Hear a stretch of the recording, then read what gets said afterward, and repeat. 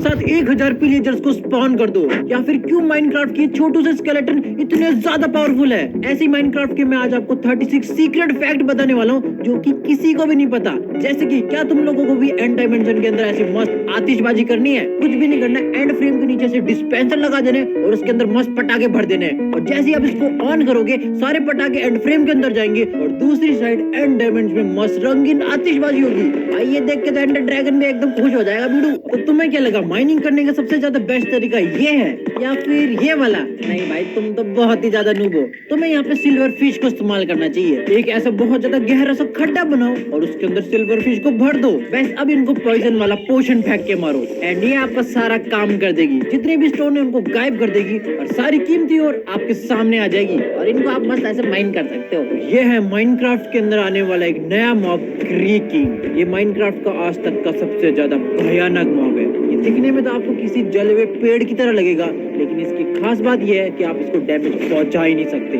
आप इसको कितना ही मार लो उसका कुछ भी नहीं होने वाला है। ये डरावनी तरीके से आपका पीछा करता रहेगा जब तक सुबह नहीं हो जाती। सुबह होते ही एकदम गायब हो जाता है या फिर आपको इसका हाथ ढूंढ के डैमेज करना पड़ता है। भाई क्या डाल रहा है आजकल माइनक्राफ्ट में भयानक मॉब। और इसी मॉब की तरह माइनक्राफ्ट में एक नई बायोम भी ऐड करी है जिसका नाम है पेल गार्डन। जी हाँ, यहीं पे हमें ये डरावना मॉब मिलने वाला है। यहाँ के पेड़ बिल्कुल जले हुए होते हैं, लेकिन अगर इनको आप माइन करके इनके लॉक्स बनाते हो तो आपको माइनक्राफ्ट के अंदर पहली बार व्हाइट कलर के प्लैंक्स देखने के लिए मिलेंगे। हाँ मुझे पता है एकदम प्योर व्हाइट नहीं है, लेकिन ये दिखने में काफी ज्यादा बड़े लगते हैं। आप इनके ऐसे लकड़ियां बना के दरवाजे खिड़कियां वगैरह बना लो और आपका घर एकदम सुंदर दिखेगा। मेरे को तो एकदम बढ़िया लग रहा है। और माइनक्राफ्ट के अंदर यार इलाइटर तो यार हर किसी को चाहिए होती है, लेकिन यार उसके लिए हमें एंडर ड्रैगन को बेचारे को यार मारना पड़ता है। तो क्या ऐसा पॉसिबल है कि हम एंडर ड्रैगन को भी ना मारे और हमें इलाइटर भी मिल जाए? मेरे पास सोल्यूशन है ना बीडो, चिंता मत करो। पहले आपको ओवरवर्ल्ड में जाना बहुत ज्यादा ऊपर और वहाँ पे जाकर तुम्हें एंड पोर्टल बना देना है और नीचे आपको एक स्टिकी पिस्टन लगाना है। अब मुझे नहीं पता ऐसे क्यों है, लेकिन इस तरीके से अगर आप पोर्टल के अंदर एंटर करोगे तो आप सीधा एंड आइलैंड्स पे पहुंच जाओगे और यहाँ से तुम चल फिर के एंड शिप के पास जा सकते हो और वहाँ से मस्त इलाइटर लूट सकते हो। पता नहीं यार कौन इतना ज्यादा दिमाग लगा लेता है। और तुमने इलाइटर तो यहाँ पे पा ली, लेकिन अभी भी तुम कुछ इस टाइप से लॉन्च करते हो।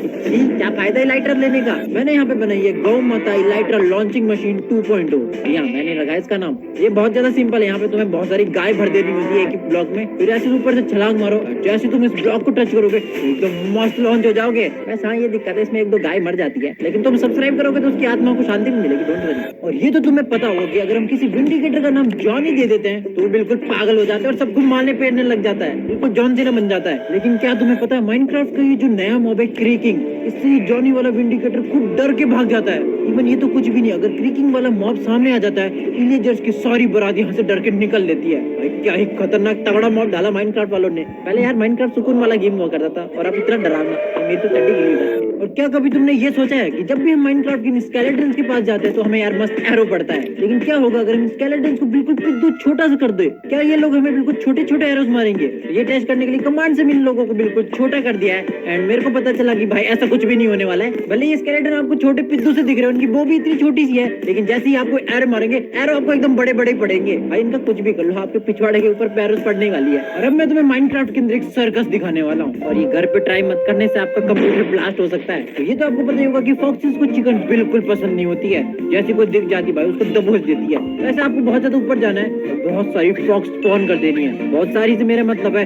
बहुत सारी। और इसके बाद एक साइड में एक ब्लॉक खाली रखना है और जैसे यहाँ पे एक चिकन को स्पॉन करोगे भाई सारी पागल हो जाएगी, एक साथ जंप मारेगी। फिर दिखने में भाई नजारा एकदम सुंदर लगता है और गेम भी आपका लैग होने लग जाता है और बेचारी चिकन की ऐसी कैसी। और माइनक्राफ्ट के अंदर तुम लोगों ने सर्कल तो बहुत जगह देखे होंगे। झूठ बोलते भाई कि ब्लॉक्स में बना हुआ है, बहुत सारे सर्कल होते हैं, लेकिन मैं तुम्हें आज माइनक्राफ्ट में बिल्कुल एकदम परफेक्ट स्क्वायर दिखाता हूँ। देखो आपको ऐसे कमांड ब्लॉक लेना है और उसके अंदर एक कमांड डाल देनी है डायमंड ब्लॉक्स की, और कुछ इस टाइप से आपको बहुत सारे डायमंड ब्लॉक्स को स्पॉन कर लेना है। और अब आपको गेम को एक बार एग्जिट करना है और जैसे ही आप यहाँ पे गेम के अंदर वापस आओगे तो ये एकदम परफेक्ट डायमंड का स्क्वायर बन जाएगा। ओके इतना भी परफेक्ट नहीं है, लेकिन ये दिखने में भाई साहब क्या मस्त दिखता है यार। और क्या तुम लोगों को पता है माइनक्राफ्ट की ये बी आयरन गोलम से भी ज्यादा स्ट्रॉन्ग है। हाँ वैसे तो ये एक ही चाटे में पिट लेती है आयरन गोलम से, लेकिन अगर तुम कमांड की मदद से इस बी को लीड से अटैच करते हो आयरन गोलम को तो ये उसको हवा में उड़ा के ले जा सकती है। भाई छोटी सी बी इतना ज्यादा बाहर कैसे ढो रही है? और एक ही आयरन गोलम नहीं 3-4 आयरन गोलम को इजिली उठा के ले जा सकती है कहीं भी। भाई क्या देखना पड़ रहा है यार। और इलाइट्रा से मुझे याद आया, तुम लोगों ने इलाइट्रा चलाना तो सीख लिया है, लेकिन लैंडिंग नहीं, ऐसी लैंडिंग कभी मत करना, बहुत सड़े हुए लगोगे। तो अगर तुम प्यारी सी लैंडिंग करनी, वो भी बिना किसी डैमेज खाए, तो तुम्हें दीवार में कुछ इस टाइप से 3 लेयर लगा देनी है पाउडर वाले स्नो की। और अब तुम कितनी भी स्पीड में हो यहाँ से या तो फिर तुम यहाँ पे वाटर का भी इस्तेमाल कर सकते हो, या फिर सिंपल कॉबवेब लगा दो, आपकी लैंडिंग एकदम सेफ होगी। और यार नाच गाना यार किसको पसंद नहीं, एकदम बस डीजे चलाओ और एकदम तबाही मचा दो डांस कर करके। और माइनक्राफ्ट के अंदर भी तुम ऐसा डीजे वाला डांस फ्लोर बना सकते हो। बस तुम्हें यहाँ पे कैट चाहिए होगी बहुत सारी, और बहुत सारे क्रीपर चाहिए होंगे। अब इनसे क्या करना मैं बताता हूँ भाई। तुम्हें नोट ब्लॉक की कुछ इस टाइप से फ्लोर बना देना है, और ऊपर यहाँ पे तुम्हें प्रेशर प्लेट्स रख देनी है, और बीच में डाल दो इन क्रीपर्स और कैट को। अब जैसे यार कैट इनको क्रीपर्स को डराएगी, ये उधर उधर उछलेंगे, और आपके लिए मस्त एकदम म्यूजिक बन जाएगा। हो गया ना मनोरंजन का इंतजाम। और क्या तुम्हें पता है ये वाटर लॉक्ड वाली लीव सबसे ज्यादा पावरफुल है, ये हजारों TNT का धमाका सह सकती है। देखो आपको मैं टेस्ट करके दिखाता हूँ। इस बेचारे को यहाँ पे विलेजर को बीच में डाल देते हैं, और यहाँ पे लग गए हमारे 1000 TNT एंड इनको फोड़ देते हैं। वाह क्या तबाही हुई है। और ये देखो अपना मंगलू विलेजर यहाँ पे बिल्कुल सेफ है। तुम लोगों ने क्या कभी सोचा है कि लावा के ऊपर बोट चलाते, भाई क्या मजा आ जाएगा ना, लेकिन ऐसा हो नहीं पाता यार। डोंट वरी, मेरे पास इसके लिए भी मस्त ट्रिक है। तो तुम्हें यहाँ पे स्ट्राइडर्स को थोड़ा बहुत लालच देना है, तो यहाँ पे 10-15 स्ट्राइडर्स को एक साथ कलेक्ट कर लेना है, और सीधा बोट पे बैठ जाओ। ये आपको बोट के ऊपर ही लावा की सवारी कर देंगे, और आपको बिल्कुल भी डैमेज नहीं पहुंचेगा। बस थोड़े इधर उधर हो गए ना तो आपका पिछवाड़ा चल जाएगा। और ये चीज तो बच्चे को पता है कि विदर बहुत ज्यादा शक्तिशाली है, लेकिन कितना शक्तिशाली है आपने कभी सोचा है? तो मैं आपको एकदम लाइव एग्जांपल दिखाता हूँ। तो यहाँ पे है 1000 विलेजर्स जो कितना डैमेज देते हैं अपने एरो से आपको भी पता होगा। एंड यहाँ पे मैं एक विदर को स्पॉन करता हूँ, एंड ये देखो ये गधे लोग विलेजर्स यार आपस में लड़ने लग गए, और एक ही विदर ने यहाँ पे 1000 विलेजर्स को एकदम साफ कर दिया है। तो इससे समझ जाओ भाई ये विदर कितना ज्यादा पावरफुल है। और वार्डन तो और ज्यादा पावरफुल होता है यार, छोटे बच्चे की जान ले रखी सबने। और हम लोग भी इलाइट्रा का यूज करके हमेशा यार हवा की सवारी करते ही रहते हैं, लेकिन क्या कभी आपने सोचा कि इन मॉब्स को अगर हम इलाइट्रा दे दे तो क्या होगा? वैसे तो मुझे पता है आप इनको इलाइट्रा ऐसे दे नहीं सकते, लेकिन अगर हम इस कमांड का यूज करें तो ये लोग भी इलाइट्रा का यूज कर सकते हैं, और ऐसे अजीब तरीके से ग्लाइड होते हुए जाएंगे। ये देखो भाई ज़ॉम्बी भी इलाइट्रा का यूज कर रहा है। आप ऐसे किसी भी मॉब को दे सकते हो, जैसे इस एंडरमैन को देखो भाई कैसे हवा में उड़ते हुए जा रहा है। और एंडरमैन से मुझे याद आया भाई, इनको जैसे ही देखो ये पागल हो जाता है, पीछे बढ़ जाता है। लेकिन मेरे को ऐसी जगह के बारे में पता है जहाँ पे एंडरमैन को अगर आप कितना ही घूर लो ये कुछ नहीं कर पाएंगे। जी हाँ, वर्ल्ड बॉर्डर की बात कर रहा हूँ मैं। आपको वर्ल्ड बॉर्डर के उस पार जाना है, और यहाँ से एंडरमैन को घूरो। ये गुस्सा तो यहाँ पे बहुत ज्यादा होने वाला है, लेकिन ये बेचारा आपके पास ही नहीं आ पाएगा, और आप इसको ऐसे मस्त घूर घूर के पागल कर सकते हो। और माइनक्राफ्ट में यार तुम लोगों ने अलग अलग टाइप के पेड़ तो देखे होंगे भाई, बहुत सारे होते हैं यार, लेकिन क्या कभी तुम्हारा मन हुआ है कि बहुत ज्यादा एक अलग सा पेड़ बनाया जाए? जी हाँ, ये भी पॉसिबल है। तो यहाँ पे आपको 2-3 ऐसे कोई भी ब्लॉक लगा देने, और नीचे अलग टाइप की सैपलिंग लगा के उसको उगा देना है, और पेश आपके सामने बहुत ही एक विचित्र सा दिखने वाला पेड़ है ना, एकदम कूल डिजाइन। और माइनक्राफ्ट की लावा को अगर तुम थोड़ा सा छू भी देते हो ना, तो आपके भाई दिल की धड़कनें बढ़ा देती है, मतलब बहुत ज्यादा डैमेज देती है ये। लेकिन किसी महान साइंटिस्ट का कहना है अगर किसी भी चीज को तुम एकदम तेजी से पार कर दो ना, तो उसका तुम्हारी बॉडी पे कोई असर नहीं होता है। और ये चीज हम माइनक्राफ्ट के अंदर भी कर सकते हैं। तो देखो यहाँ पे मैंने लावा डाल दी है, अब मैं यहाँ पे देखो भाग के जाता हूँ तो भाई डैमेज पड़ा है। इसका मतलब ये है कि वो साइंटिस्ट गलत था। नहीं, हमें स्पीड यहाँ पे और ज्यादा बढ़ानी पड़ेगी। तो अगर मैं यहाँ पे अपनी स्पीड 62 कर लेता हूँ एंड ऐसे भाग के जाता हूँ, तो आपको लावा का बिल्कुल भी असर नहीं होगा। आप ऐसे लावा को पार कर सकते हो और कुछ नहीं जलोगे आप। यार पता नहीं क्यों माइनक्राफ्ट की जो टर्टल्स के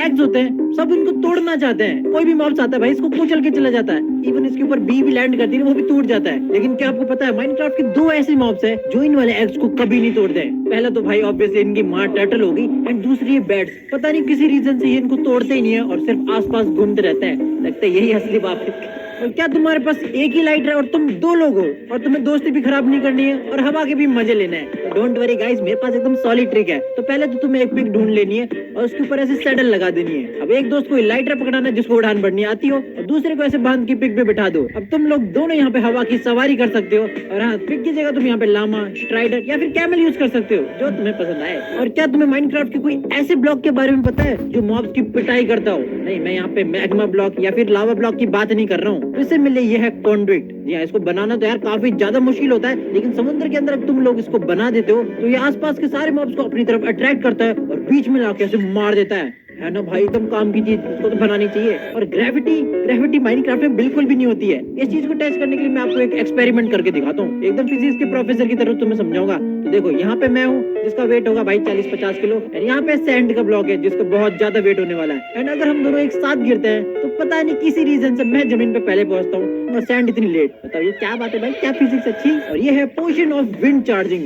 भाई बहुत तगड़ी चीज है ये। अगर ये पोशन तुम किसी भी मॉब के ऊपर यूज करते हो और फिर इसको मारते हो तो ये तुम्हें हवा में उछाल देता है। और इसी तरीके से तुम यहाँ पे लॉन्चर बना सकते हो। पहले तो यहाँ पे बहुत सारे चिकन को एक जगह कलेक्ट कर दो और उसके ऊपर ये पोशन फेंक के मारो और अब इनको मार के देखो भाई, अब बिना डैमेज लिए एकदम 7वें आसमान पे पहुंच जाओगे। और यहाँ से नजारा वाह क्या मस्त दिख रहा है। तुम लोगों को अगर भूख लगती है तुम नदी किनारे जाते हो और फिश मारने लगते हो और एक एक फिश को मारना भाई कितना ज्यादा बोरिंग काम है और इतना ज्यादा टाइम लग जाता है। तो इसके लिए मेरे पास एकदम सॉलिड चीज है। तुम्हें क्या करना है, क्रॉसबो के अंदर ऐसे फायरवर्क्स लगा देने और ऐसे समुद्र के नीचे चले जाओ और यहाँ से पटाखे बजाओ, भाई सारी फिश एक साथ ही मर जाएगी और तुम्हें मिलेगा बहुत सारा खाना। और क्या सिर्फ पानी की एक बूंद तुम्हें फॉल डैमेज से बचा सकती है। तो यहाँ पे देखो मैंने कुछ इस टाइप से दोनों साइड चेस्ट लगाई है और बीच में सिर्फ छोटू सा पानी है यहाँ पे। एंड ऊपर से मैं जंप मारता हूँ एंड मुझे यहाँ पे एक भी हार्ट का डैमेज नहीं होता है। और ये सेम चीज तुम कॉबवेब या फिर हनी ब्लॉक के साथ भी कर सकते हो। ऊपर से द्वारा आपको बिल्कुल डैमेज नहीं पहुंचेगा। ये चीज तो यार तुमने देखी होगी, जैसे हम यहाँ पे कोई डर्ट ब्लॉक लगाते हैं तो वो धीरे धीरे ऐसे ग्रास में कन्वर्ट हो जाता है। और बहुत सारे अगर हम ऐसे डर्ट्स बनाते हैं तो धीरे धीरे ऐसे ग्रास बन जाती है। लेकिन क्या कभी तुमने ऐसा करके देखा है, पूरा वर्ल्ड यहाँ पे डर्ट से भर दो और बीच में ऐसे ग्रास लगाओ तो धीरे धीरे ऐसे वायरस की तरह पूरा ग्रास फैलता रहेगा और दिखने में ये बड़ा मस्त लगता है। वैसे तुम यहाँ पे माइसीलियम वाले भी लगा सकते हो और मस्त ऐसे घास खोकते हुए देख सकते हो, बड़ा मजा आता है इसमें। और तुम्हें माइनक्राफ्ट की हिटबॉक्स के बारे में तो पता ही होगा, एक एंटिटी की ऐसी जगह जिसपे तुम हिट कर सकते हो। जैसे हमारे नॉर्मल प्लेयर का होता है 1.8 ब्लॉक्स और अगर हम क्राउच करें तो 1.5 ब्लॉक्स हो जाता है और अगर हम स्विमिंग करें तो वो 0.6 हो जाता है। लेकिन क्या तुम्हें पता है इसको और ज्यादा तुम कम कर सकते हो। जी हाँ, जैसे तुम माइनक्राफ्ट के अंदर बेड के ऊपर सोने जाते हो तो तुम्हारा हिटबॉक्स सिर्फ 0.2 हो जाता है। इसलिए किसी सोते हुए प्लेयर को मारना काफी ज्यादा मुश्किल होता है। और सोने से ही मुझे याद आया, क्या कभी तुमने सोचा है कि अगर तुम एक एंडर पर्ल को ऐसे हवा में फेंक दो और जाके सीधा सो जाओ, क्या तुम टेलीपोर्ट करोगे? तो यहाँ पे मैंने फेंक तो दी है एंड यहाँ पे मैं जाके सो भी गया, लेकिन नहीं ऐसा कुछ भी नहीं हुआ। मैं यहाँ पे सुबह उठ चुका हूँ और नॉर्मल जगह पे हूँ। मतलब सोते हुए यार एंडर पर्ल काम ही नहीं करती है। और इससे भी ज्यादा मुश्किल है माइनक्राफ्ट का ये सामान ढूंढना। जी हाँ, मैंने ये छुपा रखा है, सबसे ज्यादा कूलेस्ट सीक्रेट बेस है। तुम्हें यहाँ पे क्या करना है, वॉइड के जस्ट ऊपर यहाँ पे अपना सामान रख देना, बहुत ज्यादा खजाना जो भी है तुम्हारे यहाँ पे, और इसको यहाँ पे ऊपर से बंद कर दो। अब तुम सोचोगे इसके अंदर जाओगे कैसे तुम, तो तुम्हें यहाँ पे दूसरी साइड से वॉइड का एक और होल बनाना है और नीचे से एंटर करना है। जी हाँ, तुम्हारी एंट्री इलाइट्रस होगी, वो भी वॉइड के एक छेद से जाके दूसरे में घुसना तुम्हें, और यहाँ पे तुम्हारा सामान कोई नहीं ढूंढ पाएगा। माइनक्राफ्ट के कोरस ट्रीज के बारे में तो तुम्हें पता ही होगा, जहाँ से हमें ये कोरस फ्रूट मिलता है और ये काफी ज्यादा लंबे लंबे होते हैं। वैसे तो इनकी लिमिट लंबाई की इतनी ही होती है, लेकिन अगर तुम कमांड डाल के ऊपर और यहाँ पे फ्लावर्स लगा दोगे तो तुम ट्रीज को कुछ इतना लंबा ग्रो कर सकते हो। और अगर इनको नीचे से तोड़ दे तो भाई क्या ही मजा आता है एकदम। और क्या कभी तुमने सोचा है माइनक्राफ्ट की इस बाल्टी में भला तुम कितना पानी भर सकते हो? तो देखो हमने यहाँ पे बाल्टी ले रखी है और इसके अंदर हम पानी भर देते हैं। दिखने में ये बहुत ज्यादा कम लग रहा है, लेकिन अगर मैं कुछ इस टाइप से पिरामिड बनाऊं और उसके ऊपर एक बाल्टी डाल दूं तो यस, इतना सारा माइनक्राफ्ट की एक ही बाल्टी में पानी भरा जा सकता है। भाई इससे तो पूरा समुद्र बन जाए। ये है माइनक्राफ्ट के कुछ रेयर स्ट्रक्चर्स। लेकिन अभी जो मैं आपको स्ट्रक्चर दिखाने वाला ना, उसके सामने ये सारे स्ट्रक्चर्स एकदम फीके पड़ जाते हैं, क्योंकि ये स्ट्रक्चर सच में बहुत ज्यादा ही रेयर है। ये इतना ज्यादा रेयर है कि सिर्फ गिने चुने लोगों ने इसको देखा है और ये माइनक्राफ्ट के अंदर पहली बार 2012 में देखा गया था। तो वेल स्ट्रक्चर का नाम है मोनोलिथ। जी हाँ, ये स्क्वायर का बना हुआ कुछ ऐसा पहाड़। और ये माइनक्राफ्ट में कोई ऐसा ऑफिशियल स्ट्रक्चर नहीं है, बल्कि ये कोई गेम का ग्लिच है, जिसकी वजह से ये टेरेन फॉर्मेशन कुछ ज्यादा गलत हो गई और इस गेम का ये सबसे ज्यादा रेयर स्ट्रक्चर बन गया। और स्ट्रक्चर जितना ही रेयर है, ये ड्रीम का बोट क्लच। तो देखो नॉर्मल माइनक्राफ्ट के अंदर क्लच और एमएलजी तो हम लोग करते ही रहते हैं, लेकिन ये हरा बंदा कुछ कमाल का है। ड्रीम ने 2021 में एक ऐसा बोट क्लच करा जो देख के एकदम इम्पॉसिबल लगता है। ड्रीम एक हाइट से जंप मारता है, मिड एयर में क्राफ्टिंग टेबल से बोट बनाता है और नीचे सेफली लैंड हो जाता है। और ये मोमेंट बन जाता है माइनक्राफ्ट का one of the most famous clutch. और इसको करना नेक्स्ट टू इम्पॉसिबल है। अगर कोई नया बंदा ट्राई करने जाएगा तो उसको सालों लग जाएंगे। एंड मैं तो यहाँ पे नॉर्मल एमएलजी भी नहीं कर पाता यार। और जैसे हमारे रियल लाइफ में मूसलाधार बारिश होती है कभी न कभी, वैसे ही माइनक्राफ्ट में कभी ऐसी रेन हो जाती है। लेकिन अगर तुम लोग सोचते कि ये रेन इन क्लाउड्स में से निकलती है तो रुक जाओ, तुम बहुत ही बड़े बुद्धू हो। ऐसा कुछ नहीं होता, क्योंकि माइनक्राफ्ट वालों को जैसा कि मैंने बोला स्क्रू ढीला है, ये लोग बारिश बादलों के ऊपर से करवाते हैं। ये कैसे पॉसिबल है मेरे को नहीं पता भाई, इन लोगों ने क्या लॉजिक लगाया है। और ये तो कुछ भी नहीं है। अगर आप बिल्कुल जमीन को खोद के नीचे चले जाओगे वॉइड में, तो यहाँ पे भी बारिश होती रहती है। कैसे हो सकता है वॉइड के अंदर बारिश? यहाँ पे तो पूरा बेडरॉक है यार, यहाँ पे तो पानी आने की जगह भी नहीं है कहीं से। तो क्या ये विच वार्डन को बिल्कुल खत्म कर सकती है? सुनने में तो ये बहुत ही ज्यादा वाहियात आइडिया लग रहा होगा, क्योंकि विच बहुत ही ज्यादा कमजोर होती है, वार्डन उसको एक छांटे में खत्म कर देगा। लेकिन ये चीज पॉसिबल है। तो देखो अगर हम विच को किसी ऐसी जगह पर खड़ी कर दें जहाँ पे वार्डन पहुंच नहीं पाएगा और अपना मेन अटैक कर ही नहीं पाएगा, और सोनिक बूम का विच पर कोई भी असर नहीं होता है, और जो भी डैमेज विच को पड़ेगा वो पोशन से रिकवर कर लेगी। और कुछ इस टाइप से वार्डन विच को कभी भी खत्म नहीं कर पाएगा और विच यहाँ पे इसके ऊपर पोशन गिरा गिरा के इसको मार तो देगी, लेकिन इसमें बहुत ही ज्यादा टाइम लग जाएगा, लेकिन एक दिन जरूर मर जाएगा वार्डन।